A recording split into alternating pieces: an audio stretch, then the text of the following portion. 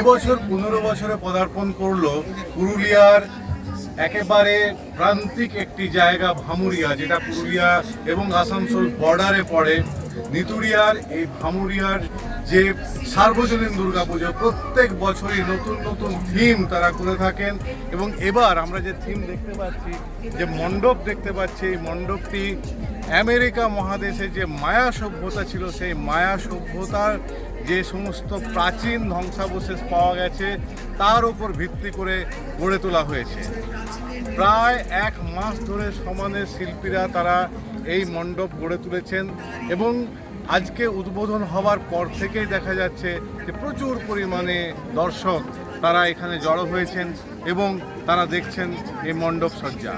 শুধু যে বাইরের মণ্ডপ সজ্জা আমরা দেখতে পাচ্ছি তাই নয়, ভেতরেও দেখা যাচ্ছে যে অনেক রকমের কারুকাজ সেখানে করা হয়েছে, এবং বিশেষত মায়া সভ্যতার যে বিভিন্ন রকমের ধ্বংসাবশেষ পাওয়া গেছে সেগুলিকে নতুন করে তুলে ধরা হয়েছে এখানে।